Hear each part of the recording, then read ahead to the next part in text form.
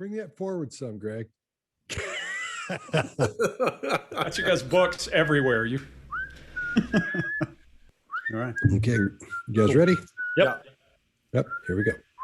I'm Scott Rouse, I'm a body language expert and analyst, and I train law enforcement in the military in interrogation and body language. And I don't know, I get the giggles. I'm so sorry. Okay. What do they call that, Mark? Corpsing? Corpsing. For no reason. There's nothing. Yeah. I'm Scott Rouse, I'm a body language expert and analyst, and I train. I'm Scott Rouse. Wait, sorry, Greg. I'm Scott Rouse. Okay. I'm Scott Just make Rouse. you laugh it out. That's how you do it when you're on stage. Is when you're rehearsing, just laugh Scott it out. Rouse, and so's my dog. Yeah. Oh, here we go. I'm Scott Rouse. I'm a body language expert and analyst, and I train law enforcement in the military in interrogation and body language. And I created the #1 online body language course, bodylanguagetactics.com, with Greg Hartley. Mark? I'm Mark Bowden. I'm an expert in human behavior and body language, help people all over the world to stand out, win trust, gain credibility every time they communicate, including some of the leaders of the G7. Chase. I'm Chase Hughes. I'm a behavioral expert, did 20 years in the U.S. military. Now I teach intelligence agencies and the general public in persuasion, interrogation, and behavioral profiling. Greg. I'm Greg Hartley. I'm a former Army interrogator, interrogation instructor, resistance to interrogation instructor. I've written 10 books on body language and behavior. Also put together this #1 online body language course with Scott, bodylanguagetactics.com. And I spend most of my time on Wall Street or in corporate America. All right. Well, today we're going to talk about Chris Watts. He's the guy that's in prison right now for killing his pregnant wife and his 2 little daughters. And this has been one that the panelists have been asking for right and left. We've got a whole lot of requests to do this. So that's why we're going to do it. And go ahead and subscribe. Now that you're here and we're firing up, go ahead and hit subscribe. That way you'll know when we have a new show come out. All right, you guys ready? Sure. Yep. Let's go. Chris Watts, WATTS. Wow. What's going on right now around your house? Right now it's you got K9 units, the sheriff's department. Everybody's like they're doing their best right now to figure out like if they can get a scent, see where they went. If they went on foot, they went in a car, or they went somewhere. And right now it's just like they've been on point. They're going through the house trying to get a scent, and hopefully they can pick something up to where it's going to lead to something. Mark, what do you got? Yeah, so look, obviously we know that he committed the crime. He's doing time for this. He, we know that. So what is the point of watching a video like this? Well, I think the interesting thing is for you is you'll see examples of these type of videos come up a great deal while somebody goes to the media and says, hey, find these people. And you'll often look at those and go, hang on, is something going on here? Why don't we give you some of the things that we can see that may well indicate what was going on at the time? What do we got? He does an eyebrow raise on his own name.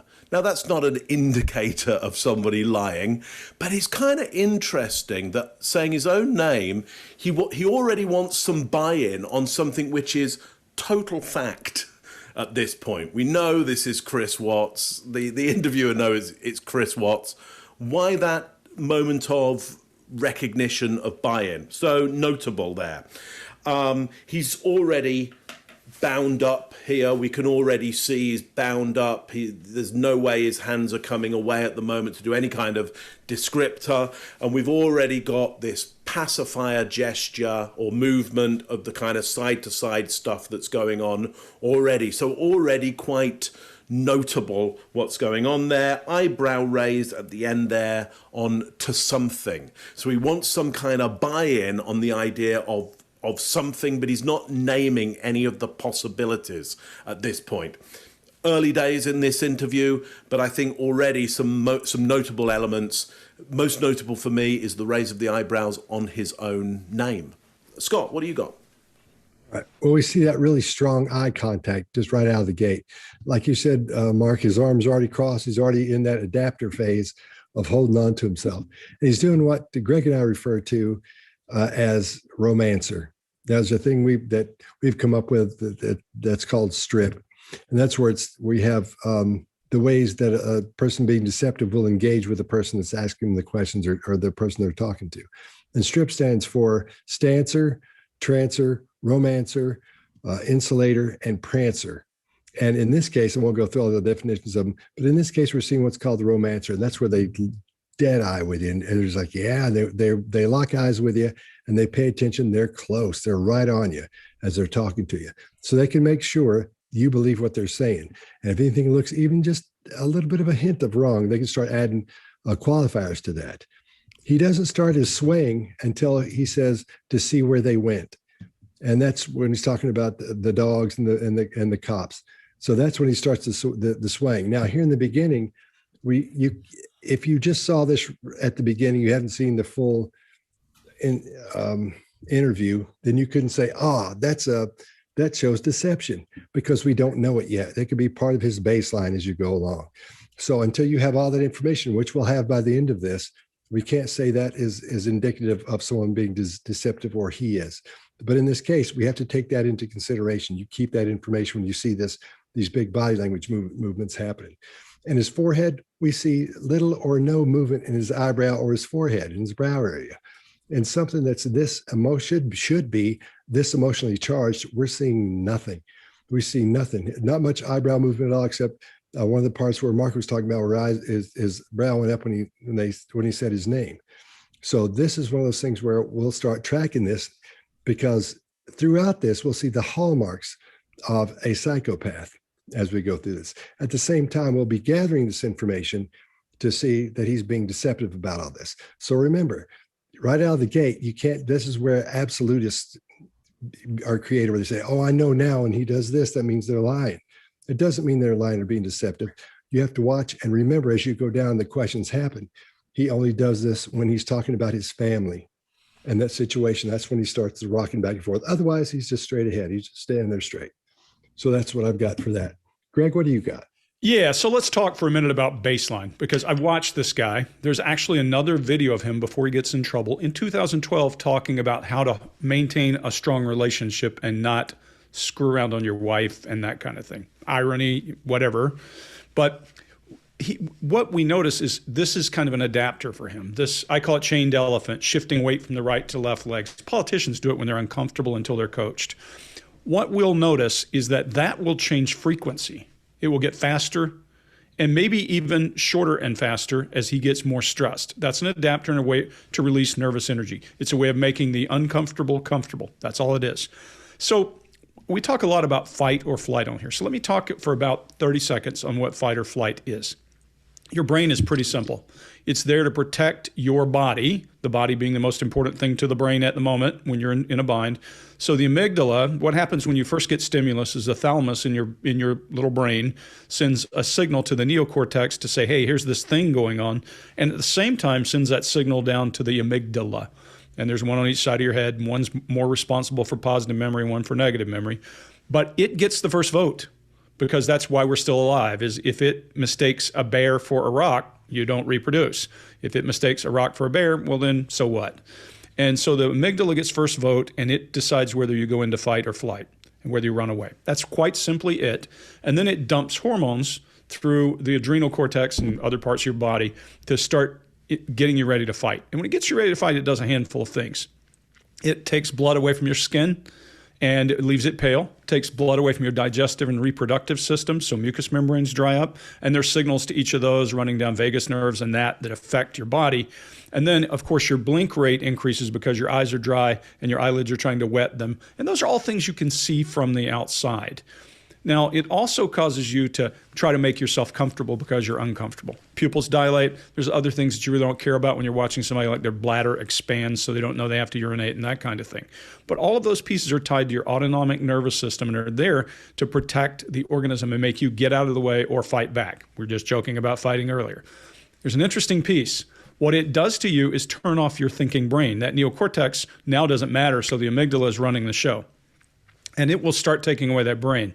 And what's telling about this guy, and you're going to see it starting right now, is when that happens, you lose language, because that neocortex is your language friend. And when we talk about things like, Mark, you call them filler words, those can also become adapters, like,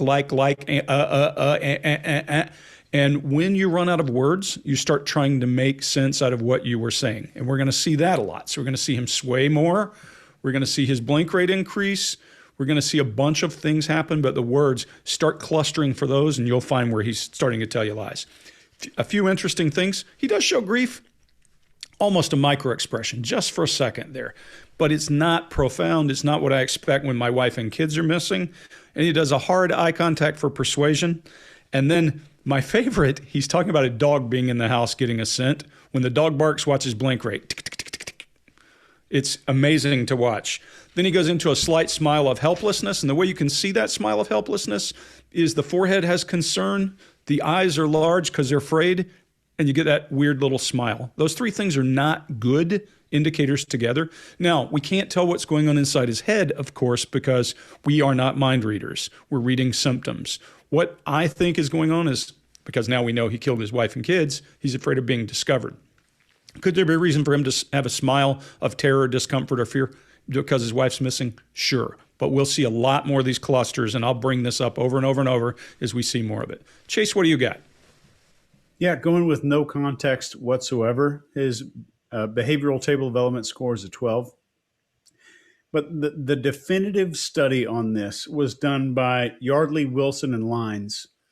And they classified family killers, or people who killed their families, into 4 categories. The first one is self-righteous. Then we have disappointed, anomic, and finally, we have paranoid. The self-righteous is usually concerned with suffering, will torture younger people in front of the mom in order to maximize suffering. Here we have a disappointed case where his life is not satisfying with them anymore. So I'm just going to delete that part and start my life again. Anomic is mostly concerned with economic income. It's associated with my family. And finally, the paranoid part is people who are thinking, I need to kill in order to protect them. And that's specifically from the president, from the police, from the CPS workers, or from aliens, no matter what it is. That would be that part. They need to go away. The only way that they're going to be protected is if they're dead. But right here we have the dissatisfaction, this disappointed mindset here. I think it's interesting to just take note of that, knowing that with hindsight as we look at the next few clips. Chris Watts, WATTS. Wow. What's going on right now around your house? Right now, it's you got K9 units, the sheriff's department. Everybody's like they're doing their best right now to figure out like if they can get a scent, see where they went. If they went on foot, they went in a car, or they went somewhere. And right now, it's just like they've been on point. They're going through the house trying to get a scent, and hopefully they can pick something up to where it's going to lead to something. All right, we good? Right? All right. What happened? Your wife came home. Tell me what's... She came home from the airport 2 a.m. and I left around 5:15. She was still here, and like about 12:10 in that afternoon, her friend Nicole showed up at the door. Like I had texted Shanann a few times that day, called her, say, but she never got back to me. But she wasn't getting back to any of her people as well, and that's what really concerned a lot of people. Is like if she's not getting back to her, like if she doesn't get back to me, that's fine. Like she gets busy during the day, but she didn't get back to her people, which was very concerning. And Nicole called me when she was at the door, and that's when I came home, and then walked in the house, and nothing was vanished. Nothing was here. I mean, she wasn't here. The kids weren't here. Nope, nobody was here. All right, Greg, what do you got? Yeah, so I'm going to be a little long-winded here because really, if you can't see this guy's brain is not in gear, you really are missing the boat. Word choice, right? Anytime you're talking about people you love and you use words like nothing was here. Not my family was not here. And the choices of words, other people or many people were, a lot of people was a word. A lot of people were concerned. Well, how about you? If I were interviewing him, I would ask a few questions. Of course he wasn't. So anyway, you're starting to see the compounding of fight or flight in him. See that tongue jut out? His lips are dry. He's trying to wet his lips, and you make all that a grooming or some other kind of gesture, or it could just be his lips are dry, and it's just he's starting to feel the impacts of this. He's rocking more. his arms are tightening. We call these barriers when somebody puts their, and just because you put your arms in front of you doesn't mean anything.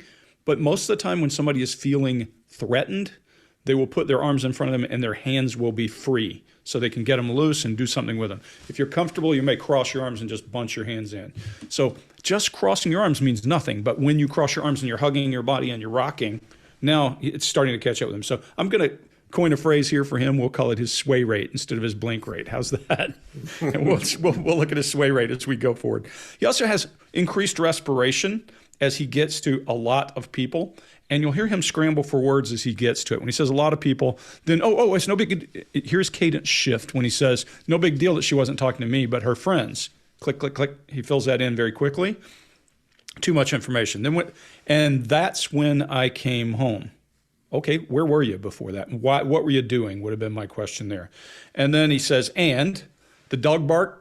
Watch his respiration when that dog barks again. I love this part of this entire video because I'm not sure if that's the police dog, but we all know that those dogs bark when they identify like body fluids or that kind of stuff on the floor. So I could hear him doing that. Another poor word choice was nothing. And then he realizes he raises one shoulder and he fills in the blanks again. Guys, progressively, everything we look at, reduced illustrators, no illustrators except for when he's talking about the friend coming over, the sway frequency's increasing, his respiration's increasing, fight or flight everywhere. He's screaming fight or flight. Chase, what do you got? Right after the interviewer says, what happened? I want you to take a look because the video is about to play. You'll see a smile. And it's horrifying. When I took a look at it, it is horrifying. There's an actual smile there. And then this is before he starts answering. There's a sharp, kind of a hidden inhale, a lip lick, a single shoulder shrug, and a head shake, which before he starts answering, his deception score is a 16. This is not counting Greg's, quote, chained elephant movements here, or his sway rate. And when he says, it was 5:15. His eyes move up to 12 o'clock to recall a time. And then when he says 12:10, the eyes shoot up to the 10 o'clock position. And I think this is his deception area. So I want you to keep this in mind. When his eyes move to like the 9 or 10 o'clock area, for the next few videos, take a look at what he's saying when the eyes move to that exact position. Walked in the house, and he's describing the house. There's a sudden, complete absence of pronouns while he's going through this entire thing, which is even more deceptive here. But guess what he does when he's talking about walking into the house? His eyes move to 10 o'clock. And this is his baseline for deception in less than 40 seconds. We've got this. Mark. Chase, let me add one thing to it. Watch his eyes. Here's the thing. Regardless of what you think of eye movement, when people are thinking, their eyes go somewhere. If he's telling the truth this time, he's not going to be telling the truth next time because he's changing up. Watch his eyes. Mark. So let me put myself in his shoes. Now, obviously, I'm not him. We're not the same person. We can't govern or judge other people's behaviors by our own. But it is, sometimes an interesting starting point to start thinking about the behaviors that you see, going, well, but what would I do in that situation? If it were me, I wouldn't want to be bound up this is kind of what we're seeing at the moment in that shot, bound up like this, because I'd want my illustrators out there because I'd be wanting to describe to the interviewer, look, here's what happened. And because the better picture I can create for that audience, the more likely it's going to be that something will trigger in their mind and they'll go, hey, I saw something, or I think I might have some information for you, because, I want my kids and my wife back. So my illustrators would be out there. I'd also be leaning forward into the story. I wouldn't be bound up and trying to keep away from the story. Yeah, I'd be, if I were doing any rocking motion, I'd be wanting to rock forward into this story rather than rock side to side around it. I'd also want to be mentioning the names of people and their relationship to me. I'd be wanting to say, my wife's name, my kid's name, and that relationship, wife, my kids. He's not mentioning names, and certainly in the case of the wife, he doesn't seem to be describing anything of the relationship. And then for me, he minimizes and distances, almost negates by saying, nothing was here. That for me is the biggest red flag there, that use of the vocabulary of nothing was here. Then we see he goes back to correct himself and try and attach human beings and relationships to things, but it's a bit late by then. Would you ever say to an interviewer, when you're talking about your wife and your kids, okay, or any solid relationship, important relationship, I went in and nothing was there. They're not things, they're human beings. And again, so for me, it starts to flag, okay, that's kind of interesting that he's seeing these people as objects, essentially, and not relational to him. Might be an insight into the personality that we have here. Scott, what do you got? All right. Well, we see him lick his lips as he comes into this, and he's still doing that thing with his mouth where it's like this. A lot of people are going to think that's stress mouth. It's not yet. It's going to be later on, but right now he's still working his way up. His limbic system has been triggered, so we're slowly seeing the stress build and build and build. And what he's doing in this case, when you have I used to have it looked really cool too, really like a mustache and a little beard thing, because I can't grow it out here. It just looks horrible. I look like a hobo or something, even when I'm in full beard. So when you get that, you start doing this all the time. And you start goofing around little hairs there, and you pull on with your teeth and stuff. That's what he's doing. That's a habit. That's a little tick he's got right there. But at the same time, it's become an adapter. So as he's talking, as he's being asked these questions, he's using that adapter as he's thinking. And the whole time he's waiting here, as he's waiting for these questions to be asked, he's waiting for the bombshell question. He's waiting for him to really come in strong on him. And so every time it isn't, you almost see him relax a little bit as he moves forward into the answer to that. So that's just an adapter at this point. We don't see stress mouth. However, it's starting to look like it. When let's take into consideration what we saw in the last video. The big swaying and stuff, it almost stops here. It almost stops, not completely.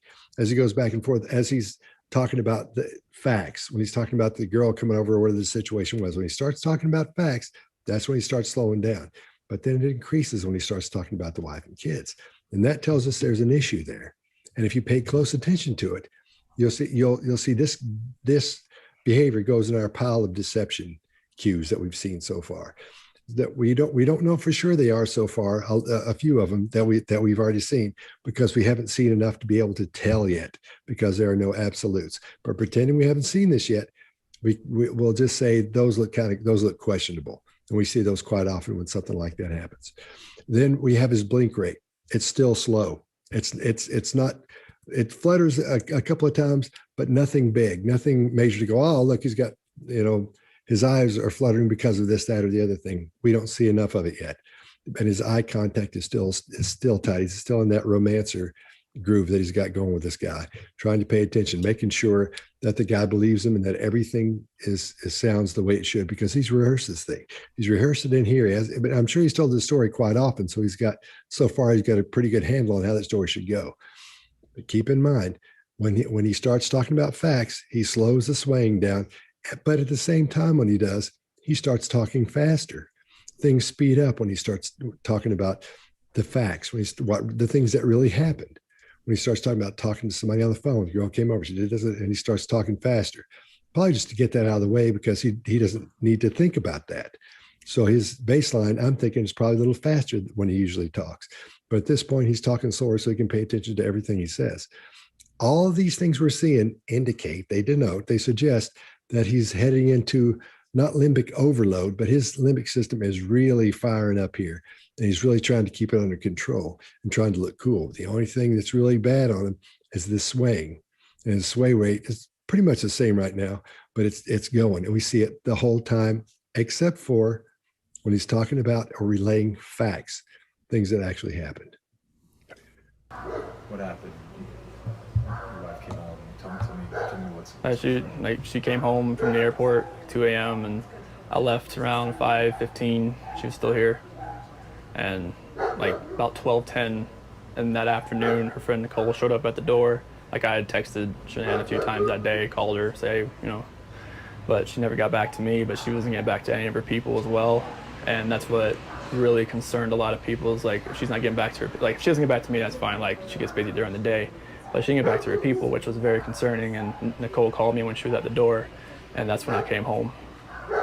And then walked in the house, and nothing was vanished. Nothing was here. I mean, she wasn't here. The kids weren't here. Nobody was here. All right, we good?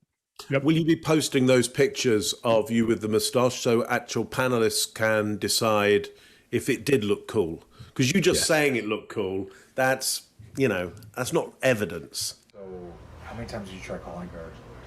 I called her 3 times, texted her about 3 times just to say, what's going on. Like because after I called her and texted her once, it's like maybe she was just busy. Like she had just gotten back. Like everybody's probably calling her from her trip. She just got back from Arizona, and I figured she was just busy. But when her friend showed up, that's what it was like. It registered like, all right, this isn't right. All right, Greg, what do you got? Yeah, so I told you, listen for his brain to go out of gear, trying to scramble as his body is trying to take over and get away. Like, 6 likes, because they're asking him something hard. And Chase, you're dead on. When he's going over here, he's using his brain in one way. When you ask him questions about how many times he called or texted, I'm sure he did that as a cover. His eyes go over here. He goes to a different part of his brain. So he's going to a different place for recall than he was going earlier. So, okay. Does it mean that he is lying about something? Yeah. I mean, with 90% likelihood he's lying about something. Just a different part of his brain, his eyes are moving. And people can tell you that eye movement doesn't matter. It does. When a person's moving around in their head to new places for a piece of information they should be recovering from the same place, there's an indicator. There's a baseline deviation. That's what you're after. Doesn't mean I know what he's thinking. It means I'm going to ask that next question. He's sucking on that facial hair thing, in a kind of a grooming adapter move. He does request for approval when he says, I called her about 3 times. He raises his brow, waiting for approval with a confirming glance. And then his sway rate is up now.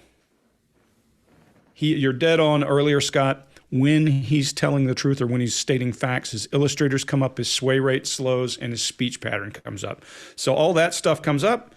He's got 6 likes.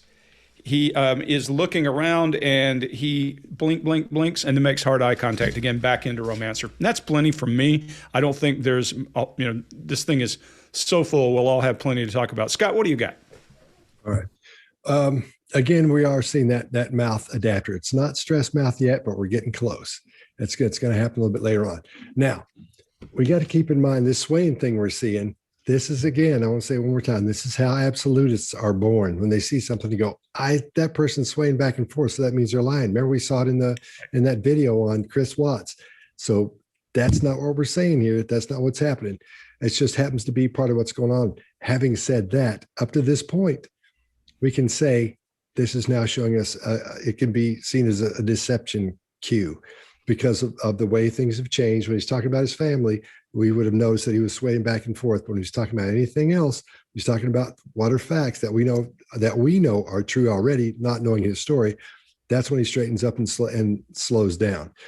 So that behavior of the back and forth thing is not an absolute. Let's keep that in mind. Now, something I found very interesting was a micro expression. When he says she had just gotten back, did you see that part of his mouth go up? And that indicates disdain or contempt for her. Later on, we're going to find out that he had what he calls an emotional discussion with her. As we know now from when he confessed, they got in a fight about their relationship. And that's when everything went sideways and he ended up killing her. It's tough to notice that when you're talking to someone like that, but you try to keep those things in mind when you see that. You can't run back and say, what did he say, when you're doing this live? So you have to go back and watch video at that point. If you're an investigator or an interrogator, you have to look at it and from that point of view, from that perspective. I've got to take some time out and go look at this because I think this is what I saw. When he touches his face with his finger right there during that lie, that's an adapter writ large. They don't get much bigger than that. He could bang, he comes up and does that number. Wow, because he's right in the middle of the lie at that point. all these things now that we've seen in the past during these videos leading up to this are now, we can start considering those as deception cues, and we can start putting those in the pile of deception, because we know which ones to put in the pile of the truth, because we know the girl came over. They know she called. They know she came over. All those things, they can suss those out fairly quickly and say, oh, yeah, that did happen. But right here, we can put those other ones all over here in the deception pile, and it's starting to grow. Okay, Chase, what do you got? So we had some lip retraction immediately. So we're starting to see, I want you to pay attention to this. We'll talk about it in a second, but a lot of his deception indicators are piling up before he starts answering. So before he gets to answer, as he's realizing the nature of the question that's coming along, I think he doesn't realize that he is being judged before he starts answering. I think in his mind, the moment he starts speaking is when he needs to be on. And right here, I'm surprised Greg and Scott didn't say it. This is a textbook, perfect example of fading facts, as you guys like to call it. Yeah.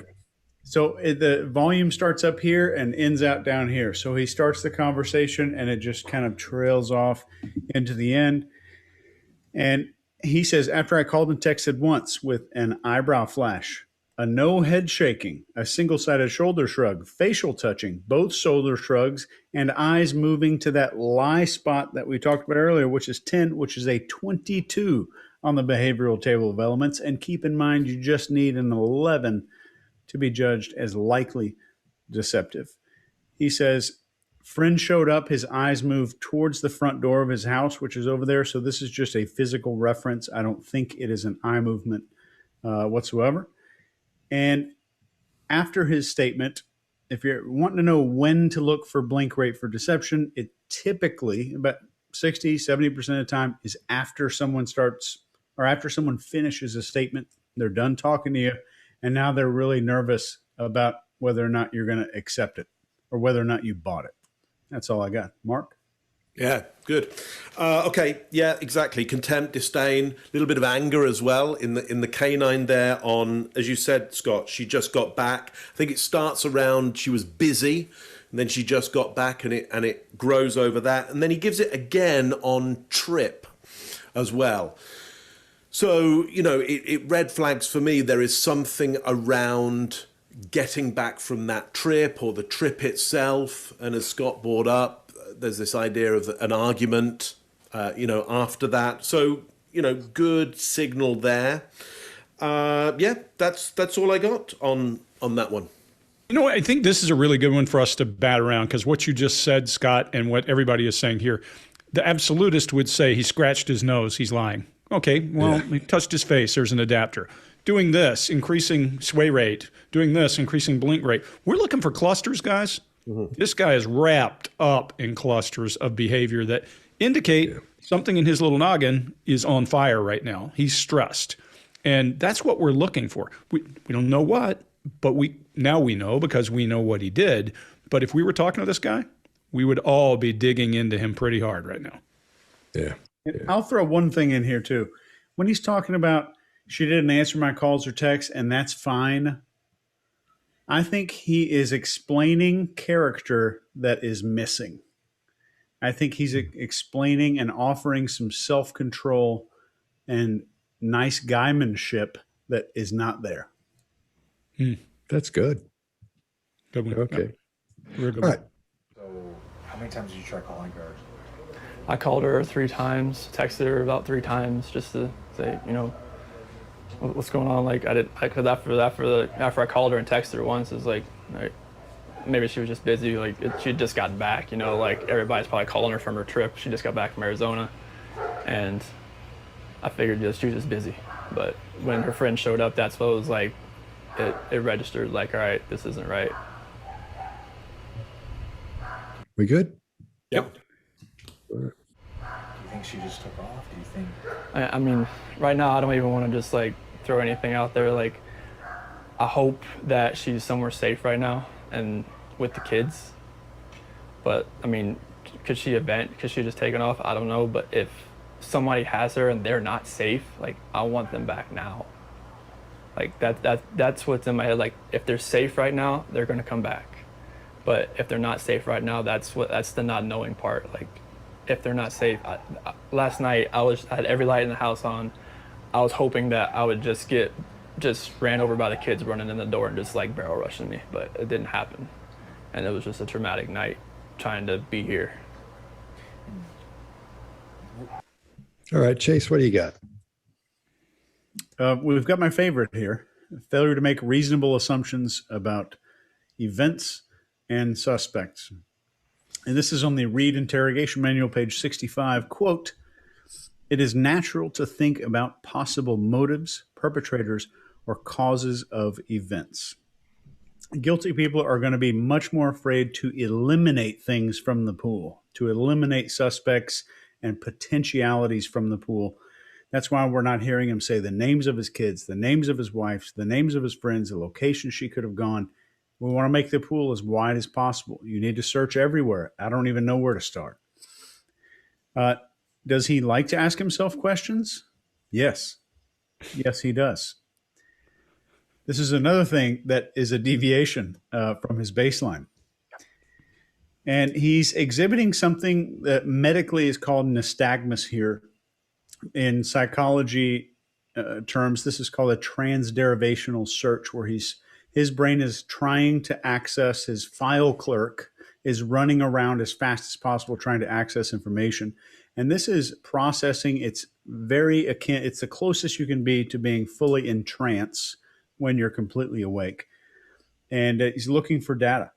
And his story centers around his grief, his anguish, not a desire to recover the family. He said it was a traumatic night for him. That was an honest statement. You could see his swaying start to slow down as he was talking about how traumatic it was for him. And the second identifier that it was a traumatic night for me, you can see his lips remained open after the statement. I'll pass it up to you, Greg. Yeah, so great call out. When you look at, there are many studies that show this now, but when you look at guilty 911 callers, they don't try to get help. They tell you the story. He's telling you the story. I mean, this is not a 911 call, but he's telling you the story. And it has nothing to do with these poor kids. It has to do with how he felt. If he were really smart, he would shut up once he talked about the kids and just go cold. Because what he's doing is showing you what he does when he's telling the truth by illustrating with his hands when he's talking about how bad his night was. And then when he's talking about these kids. So this guy is a piece of work. He says, I hope, and it's the first time you see a grief muscle, I hope that she's somewhere safe, or words to that effect, and he eye blocks. Only time I see the grief muscle, he knows that she's not safe at this point. There's the asymmetric smile. You would call it, Mark, uncovering the canine.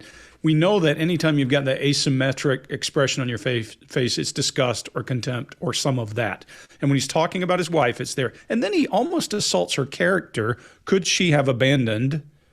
And then it's like he's alluding to the fact maybe the kids aren't with her. I hope they're together and they're safe, but if they're not. So there's a whole lot of stuff going on in his head. I think he's trying to figure out what to say to make sure that when things go wrong and he gets in a bind, something will come back and he'll have something to use. But he's illustrating very clearly, a little bit of voice fry, but he's illustrating very clearly how he felt. And then he uses like in this one 7 times, a very short clip.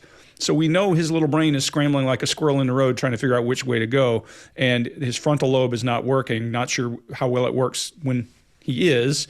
But we also know, again, I'll go back to this rocking. We know by watching a baseline of him trying to deliver a class for one of the courses he was taking at a college, that when he's uncomfortable, he does the shift. So his sway rate's up, and we see all of that going.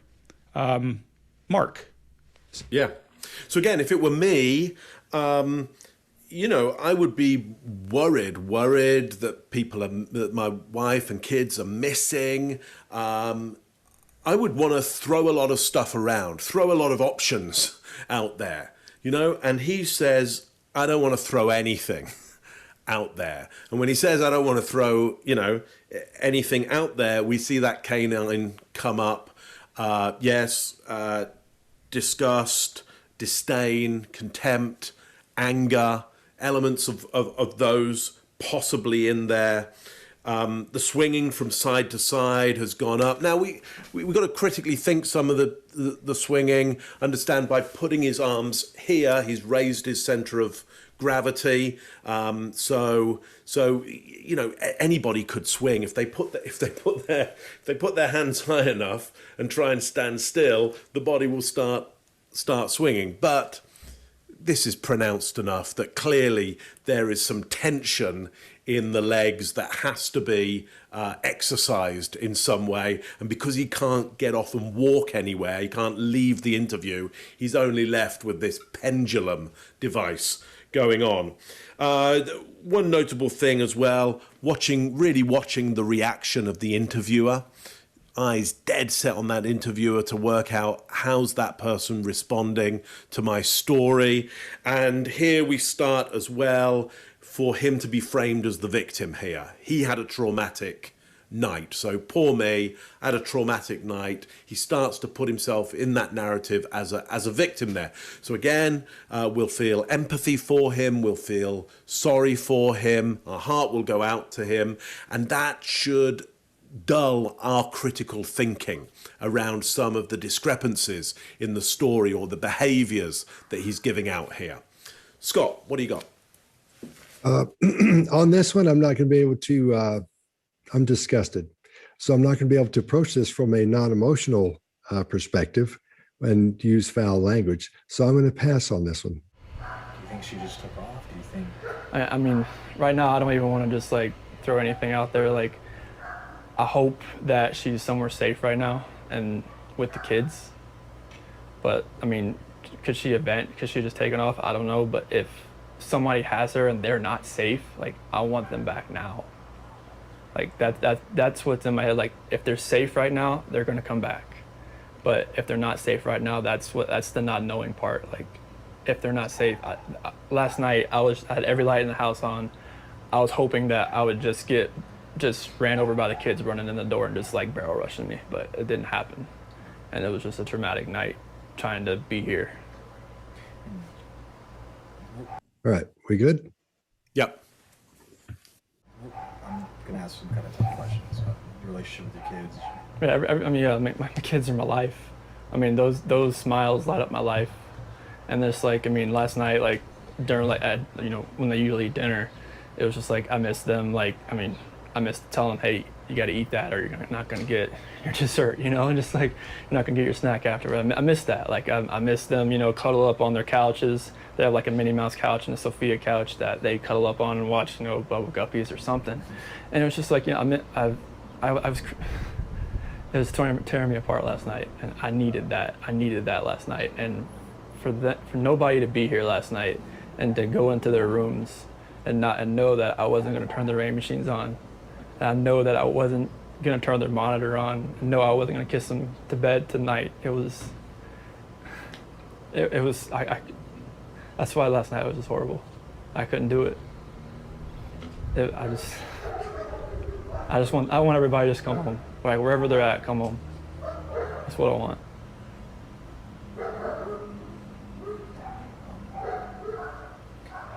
All right, I'll go first on this one.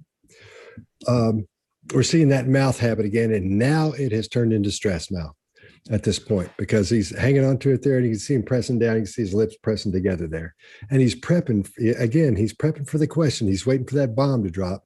It never drops, so that's almost a relief for him. Then he gets into this explosion of flowers and glitter about how he loves his children, about his unquestionable love, and all the little things they do, and he smiles the entire time. Now, a normal human would, at this point, if they're going to cry or show any emotion whatsoever, if their eyebrows are going to start, if their brow is going to be pulled together in the middle, if they're going to start showing some grief right here on their mouth, their chin, or the forehead, this would be the place in a normal human. Again, as we've gone along here, we've seen all the things that show us we're dealing with a psychopath, not all of them, but a whole lot of them. No emotion here whatsoever, still talking like a robot, still not showing any emotion at all. His eyebrows, and it's not from Botox, his eyebrows aren't moving much at all. And again, we see nothing that shows us any grief whatsoever. Now, he's talking about his children. That's the whole thing is based on what his children, how much he misses them. And it's all supposed to be focused on him. In 64 seconds, this guy says I 27 times. Now, if you listen to it, he says something really quickly, but you count them. I did. I went through this thing about 5 or 6 times to make sure I was right on that. 27 times he says the word I, showing no emotion whatsoever, smiling the whole time. And it's not even a real smile. What he's done here, as psychopaths will do, is they'll be under the impression they should be smiling during something to show, oh, I just missed him so much. And the smile should be real if he was going to do that. We see no hallmarks of a real smile. When he's doing the smile in impression of a smile, but when he's smiling, these parts of his mouth don't go in deep enough. They don't indent. When you really smile, your brain is the one that pulls those parts of your mouth in. So this part of your mouth comes forward and it deepens it in there, makes these big dents in there. And the same thing for the eyes. You don't see, this is the orbicularis oculi right here. And when you squint, and he didn't even try to squint, when you squint, when you're smiling, that makes these things wrinkle on the side, but they don't wrinkle the right way because it's not your brain doing that, you're doing that. These facial muscles and this fake part right here is pushing up the orbicularis oculi, which is pushing those up and makes it squint. What happens in real life when you really, as Duchesne de Bologna noted, is when they really smile and their eyes go on the side like that and make those little wrinkles, it comes down like this. It doesn't go up like this, it comes down like this because it's happening from the inside. It's pulling those, not pushing on those. And by the inside, I mean the brain. Now, the last thing he says is, that's what I want. That's what that's the 27th I in there. And then there's a full 7 seconds of stress mouth just standing there doing that as he starts to begin that little sway part again. So that, I think at this point, we can feel pretty good that we're dealing with someone we would question about whether they were a normal human or might be a little bit headed towards psychopathy in this. Personally, having seen so many of them and dealt with so many of them, I would go ahead and say, man, we need to watch out. I think this guy's a psychopath. But clinically, you can't tell sometimes for 6 months to a year. But in this case, I think we're seeing enough here to go ahead and say, wow, this isn't good at all, especially since we already know the outcome where he's killed him. And we can look at him and say, there's no emotion there anywhere. Still talking like a robot and doing the mistaken impression of trying to smile when he's supposed to be sad and smiling. He didn't put that together when he's seen someone else smile during their sadness. He thought it was just smiling. And psychopaths will do that because they don't understand emotions because they have none. They have no empathy. So what they'll do is they'll see your emotion and they'll remember that and they'll copy it as they go out with their friends or people they hang out with and show them that emotion. So that person will never question whether or not they have emotions or not. They'll take the emotion they see on you or someone else, and they'll just copy it and show it to someone else. That's how they look like they have emotions. He's not even doing a good job at it. I can't believe the guy talking to him that say, and this is getting weird. Why are you acting this way? Didn't call him on it because that shouldn't be a real smile. It's not, but he shouldn't be trying to make a real smile. He should be sad and smile at the same time. Chase, what do you got? Well said. 100% agree. I think there's some malignant narcissistic traits in there for sure. In the first 3 seconds, we have a hard swallow, lip retraction, eye blocking, and an escape glance, which I don't think we've mentioned here before. This is a horizontal aversion of the gaze where the skull and eyes move both. So the eyes move and the skull starts to follow it. This is searching for an exit or an escape glance or escape gaze. The word like is coming into play 700% more than his baseline. I spent an hour watching this piece of human on YouTube today, his YouTube videos. Communicates uncertainty and this is a linguistic tool. He's using the word like unconsciously as a linguistic tool to create vagueness with the hope that vagueness will create some understanding in the long run. It'll be easier to relate to because I'm not certain about this stuff. Not one single team pronoun here in a statement. Like Scott said, he doesn't say, we would do this. I miss them. We would all do this.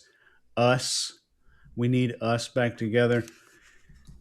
He did all the parenting according to his stories. He didn't say we would turn on their noise machines. We would put them to bed. We would be watching a movie together.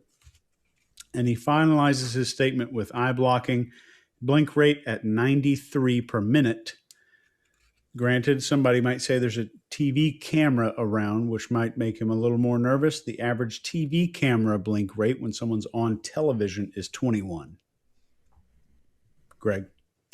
Yeah, so a couple of things. While I agree with you, he's using like. I think that he's just a roach with when the lights come on when he uses the word like. I don't think that anything's in there. I think this is just his brain going tick, tick, tick, tick, tick, tick, tick, and trying to fill in blanks, and that's his word, right? If he used a word like chicken, then he would be saying chicken 7 times. Whatever it is, because he can't think of the right word, he's just going to roll something off of his tongue.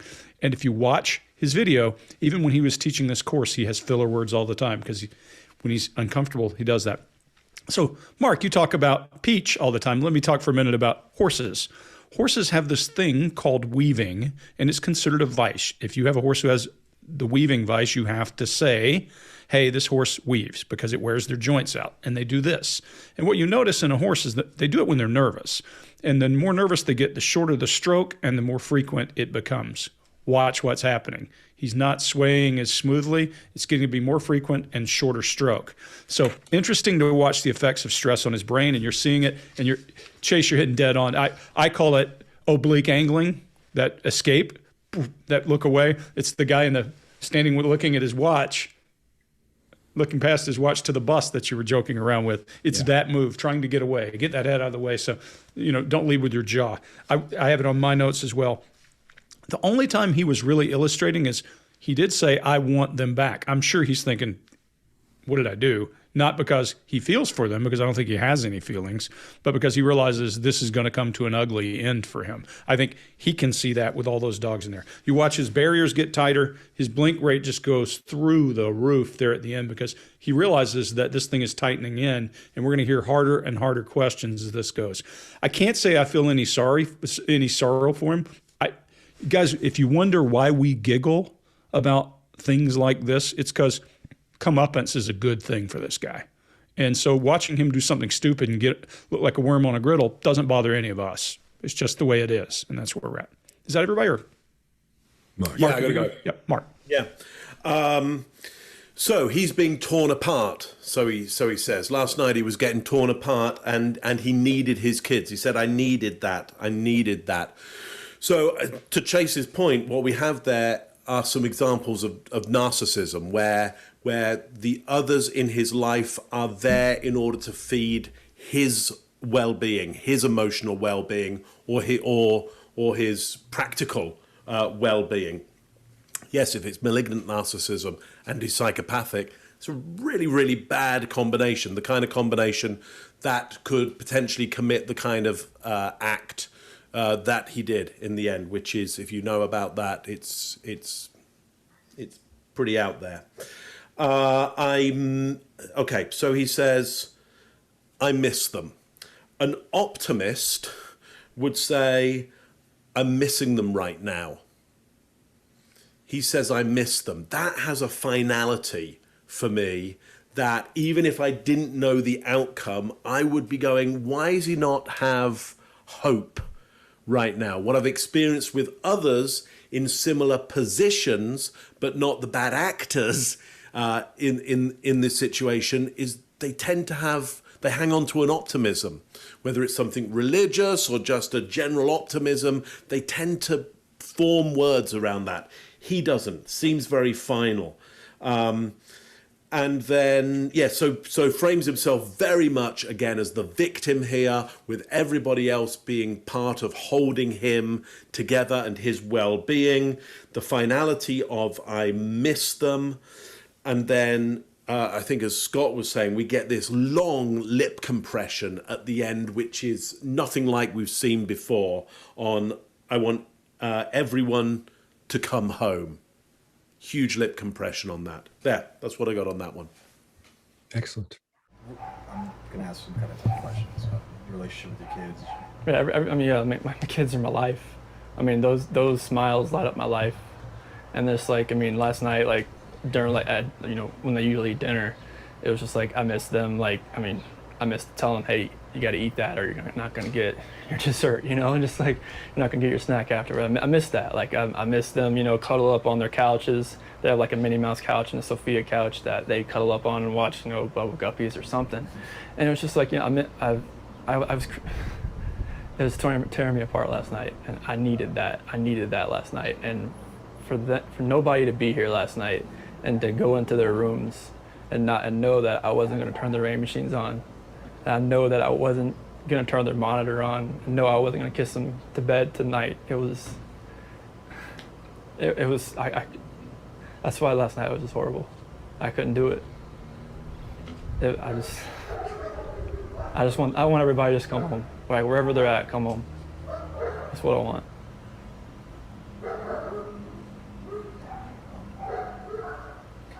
All right. We good? Yep. Move along.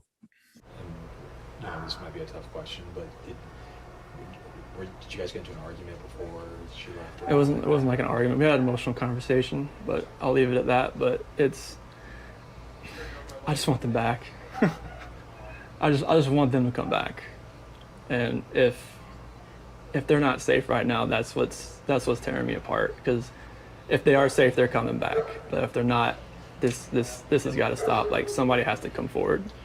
You spoken to her family, like her parents? Yeah, they've been in constant contact, like every hour. I mean, everybody back in North Carolina and the East Coast. I mean, from Maine to Florida. All right. Mark, what do you got? Yeah, so this is the first time we see a fuller shot, so we can actually see that he's protecting one of his joints here. So it's not, you know, because it could be cold, couldn't he? Could be cold. He's raised his center of gravity, and so no, but it's not. He's protecting a joint here, which suggests to me under stress. What kind of sings out to me in this is the pleasant look he has all the way through this. It's not quite a smile. It's just pleasant. It's just a pleasant day for him right now. And that is, for me, totally incongruent with this. He remains with that pleasant air on his face, gentle smile all the way through. Very incongruous. Again, he goes for it's tearing me apart, frames himself as the victim, and then this has got to stop. Well, the this that he's talking about, because he doesn't know, you know, if the story were a story where he's not the perpetrator, he doesn't know what's happened to them, and he's come up with no solutions as to it. So he doesn't know. So the this can't be what he imagines is happening. It has to be his own state. This has got to stop. So now I think we're seeing the tension and pressure that he's under, and he wants this to stop for him. Again, that is a relatively narcissistic trait, even if he weren't the perpetrator and there were the possibility that they've been abducted, the wife has run off with the kids, taken them away, whatever it might be. You possibly wouldn't say, well, this has got to stop, because the focus wouldn't be on you, it would be on them. And there is no focus at the moment on them, their state, their potential state, their safety. There's nothing around that. And for that reason, if I were seeing this fresh and this had just come up on the news, alarm bells would be going off for me, because I'd be going, why do you care so much about yourself and not them in this particular situation? Chase, what do you got? Most of his nervous behaviors we're starting to see more now are anticipatory in nature and anticipation. And in my career, I don't know how many thousands of hours I've been doing this. I've noticed this is a lot more common in people involved with sports and athletes. You can even go back to the O.J. Simpson interrogation. I think the detective's name was John Van Atter. And you watch those tapes and watch him being questioned or deposed. You can see the same thing. You see it with a lot of athletes. There's some digital flexion, finally. Right in the pinky. Excellent. Right in the pinky. So that digital flexion is a stress response. And if we're breaking body language down, I have to teach you body language in 3 seconds. The body's either closing or opening. That's how I would teach it to you. So we see that digital flexion. The fingers are pulling in towards the palm, and it's great. It's right there on his arm. And I wrote down here, Mark taught me this. We were having a glass of wine or something somewhere. Yeah. Mark taught me this thing about the joints, and I've started to see it in a lot more places than I thought I would. And I truly believe it. And I think when he says, I want them back, he's more concerned with the rapport with the interviewer than anything else. So that's what he's done his whole life, is mimic and build rapport and build trust with people. So he defaults to that script or that narrative that is just programmed in him. And this is common in guilty people, because innocent people are more likely to open the floodgates no matter what. It's guilt or shame or anger or sadness. They're a lot more willing to open this stuff up. This is research from a guy named Vrij. I think everybody here has seen his name. I think it was 1999. And continues to make no mention of these people's names, which is Shannon, Bella, and Cece. I hope you guys remember it, because I won't say this guy's name. I'll pass it to you, Greg. Yeah. So I used to say to my kid, every morning I wake up a monkey, every night I hope to go to bed a human. There's a lot of monkey in us, a lot of behavior patterns that emulate apes. And one of those is nervous smiles, that when you're in a bind and you go, hey, chimps show their teeth when they're nervous or terrified. And when we're not cognizant of what we're doing, we can do all kinds of weird things with our face. And I think Ekman said there were 19 smiles, and the smile is the most complex of all human communication. If I'm wrong, you guys write it down below. But I think I recall that being correct. It's been a while. And you see here this face that's connected in some weird way, an awkward kind of a smile that doesn't fit. And there's still asymmetry in the smile all at the same time. He's signaling all kinds of confused things. And Scott, I know you're going to wrap this part really good, because you're going to tell everybody why he's doing that. But he's asked a question, did you argue with your wife? And that question's clear. It's coming across the bow. What would you say if you didn't? No, we didn't. You wouldn't say we had an emotional discussion. Okay, that's softening whatever happened. Right there, I'd want to dig in if I'm talking to this guy, because he's hiding and hedging something. He distances, then he does that little weird nervous smile again. And every one of you has made a mistake in your life, done something that didn't feel like a mistake when you were doing it. You wanted to do it, and then you got busted, and you all did that weird little smile too. It's how when we ask a question in interrogation and someone laughs, we know they did it. They may not realize they're doing a laugh or a smile. It's a nervous release. He does that. So we're paying attention to that. That's asymmetric signaling, and then this barrier gets tighter. And Mark, I appreciate that covering the joints piece. I also think he's keeping that hand free, right? No one is going to trap their hands if they're under high threat. So we're seeing that. And then let's leave it with words that he says. It wasn't like an argument. It was an emotional conversation. But I'll leave it at that. That means I'm not talking about that anymore. And then he goes into this weird logic thing I won't cover again about if they're safe, then I didn't even follow it. It's so squirrely. It's just about they're dead and I know it. And if they're safe, they're safe. If they're not, they're not. So Scott, you want to wrap up his behavior? Yes. Let me start here, though. I can't believe none of y'all said this. When I say it, you go, oh, my God, because Chase nailed us on one of these earlier. And usually I'm checking these off because I have to do a bunch of them, because by the time it gets to me, they're all gone. He opens up with chaff and redirect. He does. Because he says, we had an emotional conversation. I'll leave it at that. Then he starts talking about all this other stuff, and the guy just goes down that hole with him. I can't believe none of you guys said that. I just got it. I couldn't wait. And you went back to it, Greg. I was like, well, shoot, it's your chaff and redirect is something is one of your terms. So I figure, well, here it comes. I get rid of that one. So anyway, that's what we're seeing is this chaff and redirect. But when he said that, when he said we had an emotional conversation, I'll leave it at that. That's when he should have pulled the Dr. Phil and climbed right on up in that colon and let him have it, because the door, pardon the pun, is wide open at that point. You can say, well, hold on just a minute, man. What are you talking about? Where are we going with this? What do you mean you had an emotional conversation? What is it? But he doesn't. He said, oh, okay, and just lets him go on. mind blowing how easy that was. And I think the reason that we're seeing that weird smile is because, again, he doesn't know what emotion to use. He's seen somebody use the smile as they're sad, trying to go, I'm trying to get through this horror, and trying to that kind of thing. But he doesn't know how to do it. He's doing it wrong. So that's why we're seeing all that weird confusion on his face. He's seen people do it, and he's tried to do it earlier, and he's trying to do it one more time. So that's why I think it looks so confusing at that point. Then he says, "I just want them back." Like, are you kidding me? Really? It's unbelievable how lame that was, and the interviewer let him get away with it. Now, that might not be the interviewer, the news guy from TV, the guy who goes out, the reporter who gets the story. He may have said, "Go ask him these questions and bring it back and we'll edit it together." Maybe in a situation like that.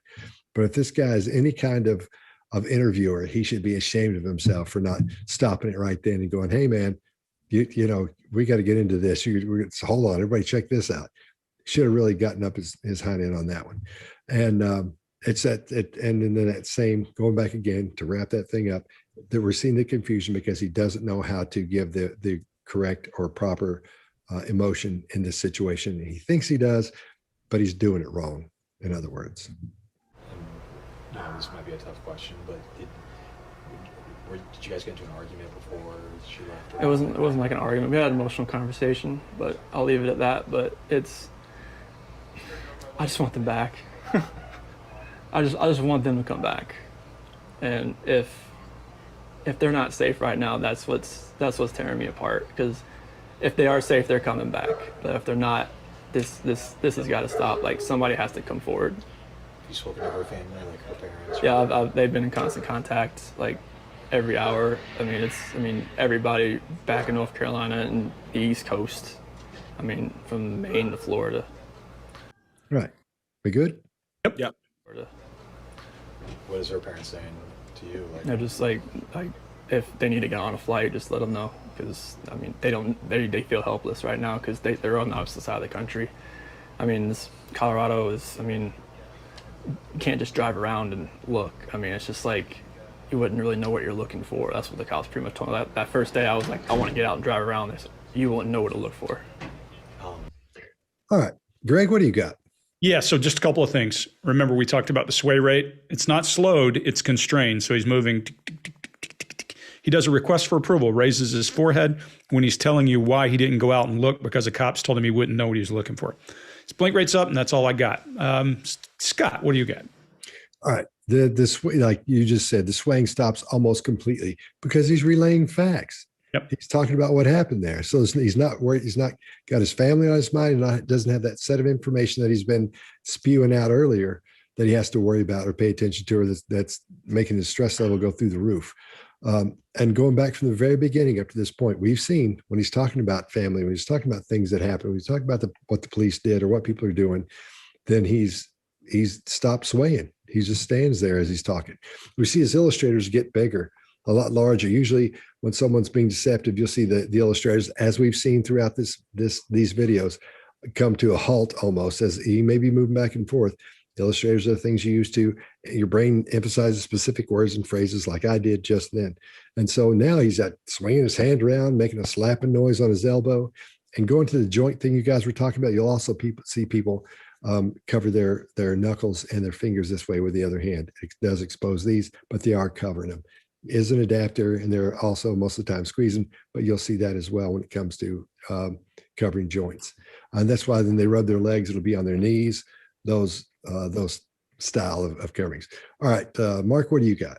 Yeah, so biggest one for me is the big swallow on the mention of the parents. So I think the parents are a threat in this situation. If the parents actually said, fly down, sure, come on over, but hey, you know, the police are telling me you wouldn't even know what to look for. There's just really no point, because I guess the parents are a big threat here in that they would potentially not give up. They would search longer and longer. They would uncover more. They would be able to get into the relationship. So I think, big swallow there on the parents is indicative there is a bigger threat in his mind with them.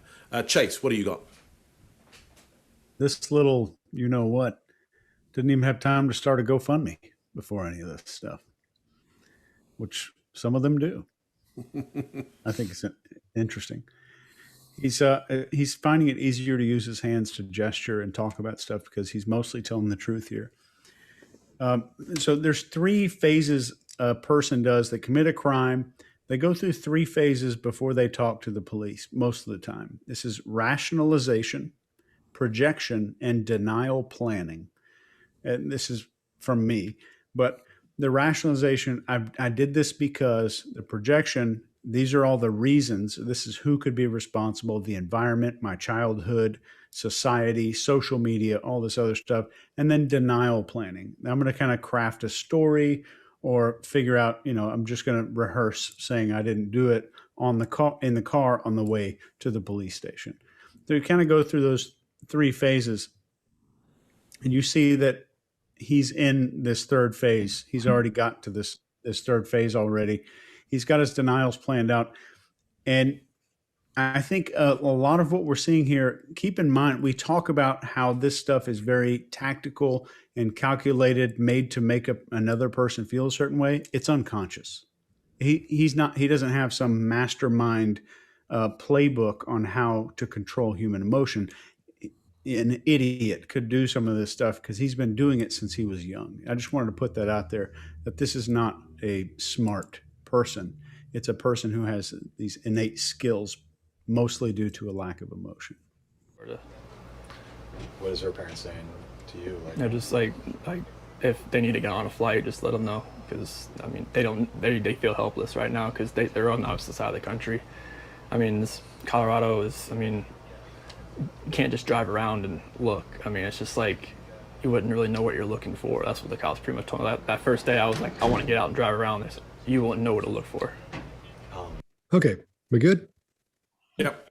Questions. What is law enforcement? What have the police or the sheriffs or your neighbors?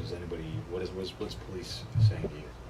Right now, this is what they're doing right now is with the canines in the sense. I think this is the biggest thing. This is the biggest thing they've done so far, because yesterday Frederick Police Department did all the searching of the house and tried to gather whatever information they could.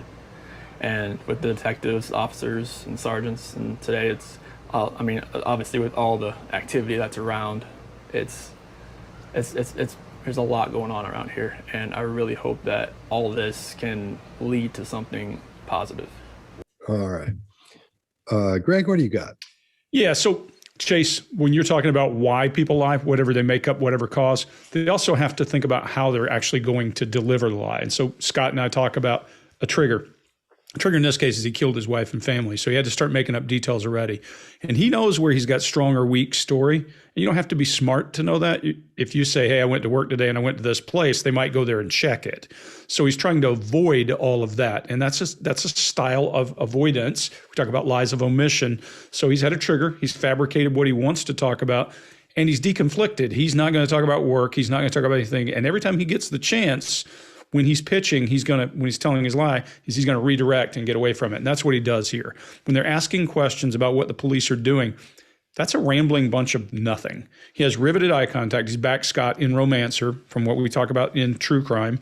His blink rate is up, and he's licking his lips. He also is doing kind of that drawn back, Mark, you'll talk about bitter taste in somebody's mouth, disgust.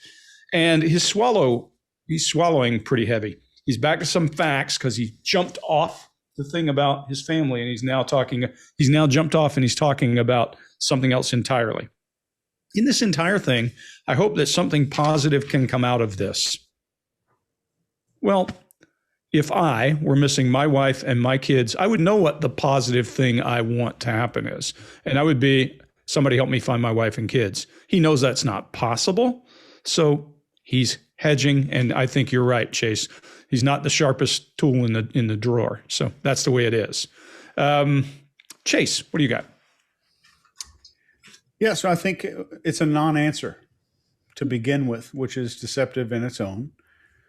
The interviewer asks, what are the police saying? And he talks about what the police are doing. And we have 3 categories of that deceptive behavior can fall into. And this is preparatory, delivery, and review.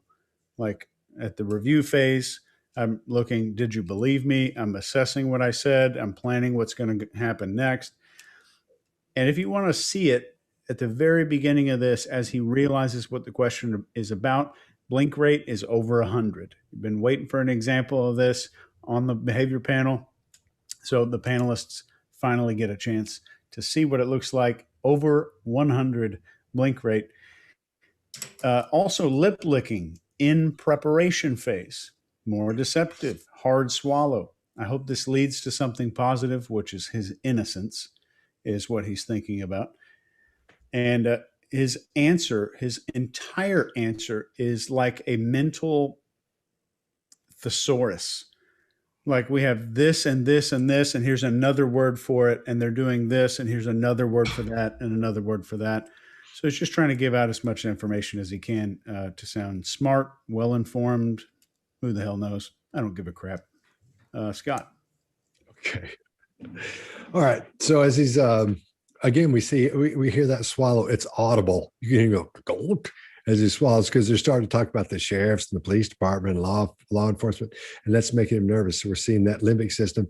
It's not worn out, but at this point, it's been through so much. He's kind of relaxed for a minute. Then he starts talking about that stuff, and he stiffens up again. Again, he's waiting on that possible bombshell to be dropped on him, but it never happens. He's still waiting for him to Dr. Phil him one time and get up and start trouble with him. No swaying, not his sway rate is dang zero, nothing, not even a little bit, because he's just talking facts. His illustrators get huge at this point, just swinging around, talking, throwing his hands around, and he's just relaying information about what the police are doing. So it's low stress for him. And again, looking at all the footage of the lying, comparing the lying and telling the truth, he's lying when he's moving around a lot, when he's talking about his family, because that stress builds up and he starts tightening up that grip. And then when he starts relaying facts, when he opens, like Chase says, you're either closing or you're opening, opens right up and is like, hey, it's like Frank's not welcome. He just opens right up and starts talking. Mark, what do you got? Yeah, so absolutely, Chase. Like blink rate goes off the charts at that point, and just as you said, Scott, audible gulp. I mean, it comes over the mic, clear and positive. I think he's under a lot of pressure and stress right now because he starts in, and Greg, you'll like this. He starts into this jibber jabber. It's just a torrent of nonsense before he finds his form again, and he really hits a list. Essentially, he's able to give a list of law enforcement that have come round, and he's got it all there. He says, and he names hierarchy. So what he's trying to do is go, look at the list of people that are here. Look how important they are. So he says canines, detectives, officers, sergeants. Like we've got them all. We've got them all, and they're all in there. And there's a lot going on, he says, around here, and that he hopes something positive comes out of it, and he looks away from the house and off. My guess is he's trying to put down that hierarchy of police to go, look, there's a lot happening here. If there were anything to find, they'd be finding it right now. And really the positive thing is they should all clear out and go and search elsewhere and get out of where the hot spot might be, which is not necessarily the house. I think it's him. It's the concentration on him right now that is the big pressure. He really does name everybody involved in law enforcement there. And well done that he managed to form some words in the end as a shopping list of law enforcement, even to the dogs. That's all I got on that one. Excellent. Questions. What does law enforcement, what have the police or the sheriffs or your neighbors, what's police saying to you? Right now, this is what they're doing right now is with the canines in the sense. I think this is the biggest thing. This is the biggest thing they've done so far because yesterday Frederick Police Department did all the searching of the house and tried to gather whatever information they could. And with the detectives, officers, and sergeants, and today it's, obviously with all the activity that's around, it's there's a lot going on around here, and I really hope that all of this can lead to something positive. All right, let's move along. My last question, if you have any though, so feel free to step in. My last question is, if your wife can see this, if she can watch these, what What would you like to tell your wife and your kids? Shanann, Bella, Celeste, if you're out there, just come back. Like, if somebody has her, just please bring her back. I need to see everybody. I need to see everybody again. This house is not complete without anybody here. Please bring her back. That's it. I can take that mic off you. All right, Chase, what do you got? Just in the prep, we talked about how he's more deceptive in preparation phase. He has object insertion, hygienic gesture, blink rate up to 69. Before he even answers his question, his score is a 12. Interesting. He has a hard eye block as he's saying, I need to see everybody, because I think he's envisioning seeing them where they are at that time in that moment. Just my opinion. His repetition is unconscious, and he's trying to reaffirm that he means it. So people will typically unconsciously repeat a phrase to reaffirm to themselves that they mean that phrase. And when he says anybody, please call home, there's nothing there. He's just saying anybody who has her, not like, hey, you guys, please call me, send me a text message, just reached out, just please let me know you're safe. Let me know the girls are safe. And it's just this is incredible. And it finishes up with some hardcore lip retraction at the end there, which we all saw. And anything going, just as a quick lesson for the panelists, something passes the barrier of the teeth, most of the time that means it is a need for reassurance. Greg. Yeah, I won't go into a whole lot here. I think, guys, by this point, we've seen the sway rate, all this stuff. You can see when he's lying. What's more interesting to me in this is just how quickly he's off her and to somebody else. I mean, what would you say to her? And he says Shanann, he goes down, lists their names, and then said, I got to see you. But then he goes to third person. If anybody out there has her, I need to see them. Just the words, I'm not complete without anybody in the house. That's just weird words to talk about somebody that you love and your life revolves around. Now, you might be angry with your wife. But your children, you would not, even if you think your wife ran off with your children, you'd be like, bring my babies back, whatever it is. I don't care how hard you are, your kids are your kids are your kids, unless something is off in there and you're thinking of them differently. But shifting quickly to that third person pronouns, Chase, you always hit the pronouns when he starts talking about if they and somebody else, and that distancing from her that quickly is my first red flag. And I'll drop at that and hand it to Scott. All right. When he says wife, that's when the stress begins to build again, because that's when he starts going back and forth. And then, but when he says, if you're out there, come back. Come on, man. When he asks this, when he's every person you see, that if I said to you, let me pose this question to the person watching. If I were to ask you this, show me the face you'd make and the expressions you'd make if you were asking someone to return your kidnapped husband, your kidnapped wife, your kidnapped child. They would say this. Please, their eyebrows would go up and say, please bring my child back. I'm hoping you'll do whatever it is. And that's what they would say. In reality, those people that do that are the ones that don't have that don't know that emotion either. That's why their eyebrows go up. What they would do is come down and say, please bring my child back. They're making a command to them on the way out. Please bring my child back. And you would see this in here, like I've got there. You'd see that brow come together there, knitting of the brow. You don't see any movement up there in this guy at all. Again, when something which is an emotional situation of the utmost emotions to be coming out here, you don't even see eyebrow movement. We got nothing on this guy. What would you say, to have him come back, tell the person to have him come back? Well, it just talks like a robot. Everything's just straight. But remember that woman who put her kids in the van and then ran it off into the lake and said, oh, somebody killed my, carjacked me at the red light. What was her name? Does anyone remember? Susan something, right? South Carolina. I think it was Susan Harris. I can't remember. Yeah. That might be right. So if you watch that thing where she's asking the guy to bring her kids back, she's doing this. Her eyebrows are up. everybody in her family, their eyebrows are down like this because they're trying to say, they're thinking about what they would see and what she would say. You can see that that's one of the first cues or tips that made those police officers, the detectives go, hey man, something's up over here. You know, I knew it. I totally, because she's not doing this, she's doing this. I just want to, and they use words like, I just want, and I just, and we just, but they should be down, not up like that. So this is just a lame attempt at pretending to ask whoever it is that might have his kids and his wife, his pregnant wife, as a matter of fact, to bring him back. So it's just lame at that point. Mark, what do you got? Yeah, so as we've heard before, he's making himself the center of this. He's casting himself as the victim. I need. It's all about what he wants. Just as everybody said there, there's that moment of if. There's no optimism in it. You know, if you're out there. Yeah, no, look, I really hope you're out there. There's no hope. There's no positivity there.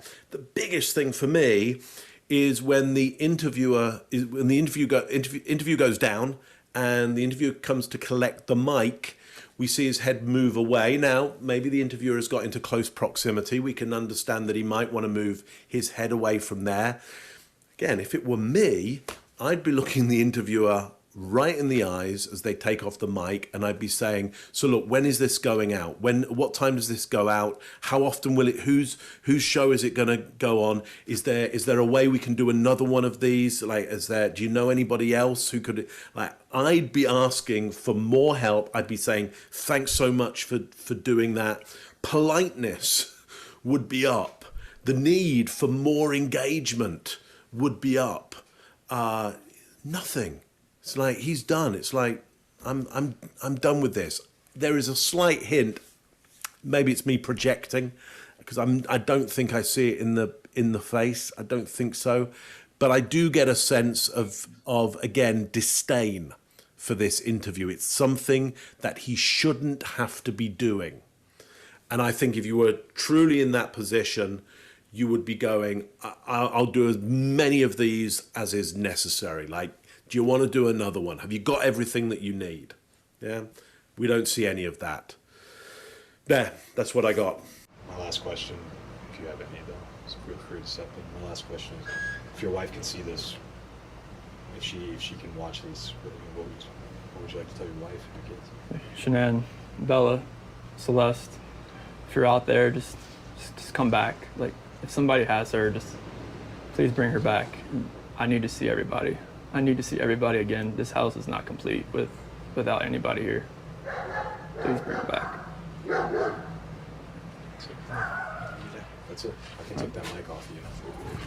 So look, the thing is, if you're watching interviews like this and you see them go on, be really careful, because you can't tell from any one little moment if somebody's a perpetrator or lying, but hopefully we've shown you some of the signals that you can look out for that might lead you closer to the truth of what's really going on here. So watch out for them. I agree. Yeah. Look for clusters. Look for all this to change. Look for deviation around certain kinds of story. And hopefully, if the person's a criminal and they're as stupid as he is, and they'll stand up and give you all the signals when they're telling the truth, so you can tell when they're not. When he's using facts and using his hands and open, to your point, Chase, I love that.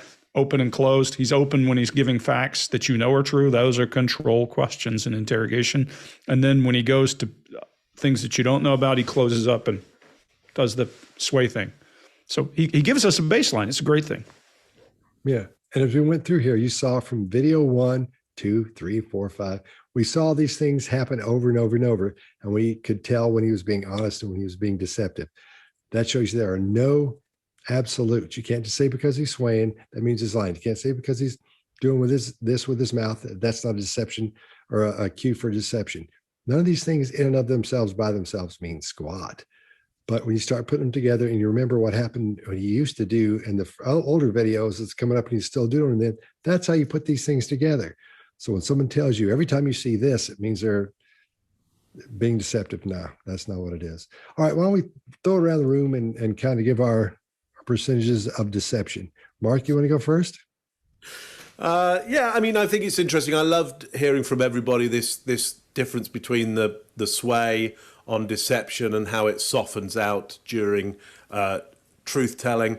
I mean, look, hindsight is we know he's being almost utterly deceptive throughout. So it's a tough one to throw out a number because we know the reality of it. Awful case. You know, maybe we'll have something brighter and lighter next week for you. Maybe not. I don't know.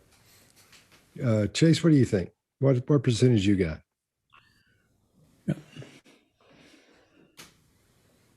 Chase, what percentage you got?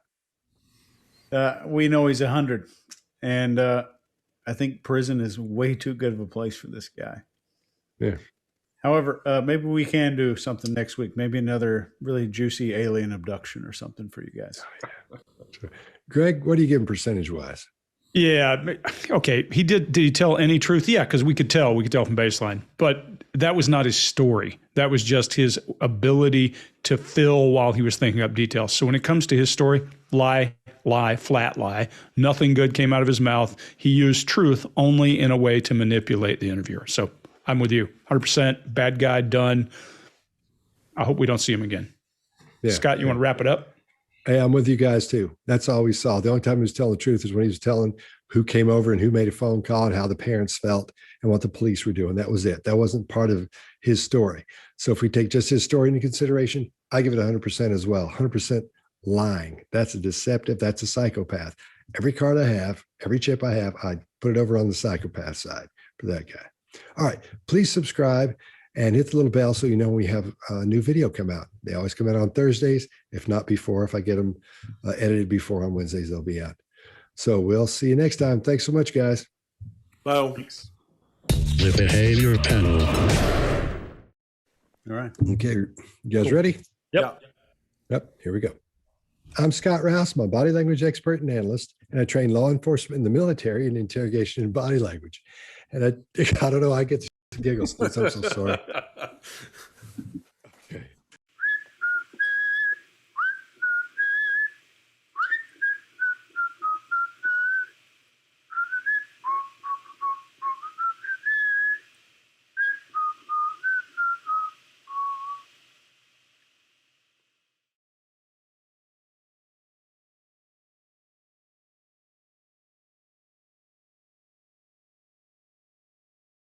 Vicente, no van a ser, no,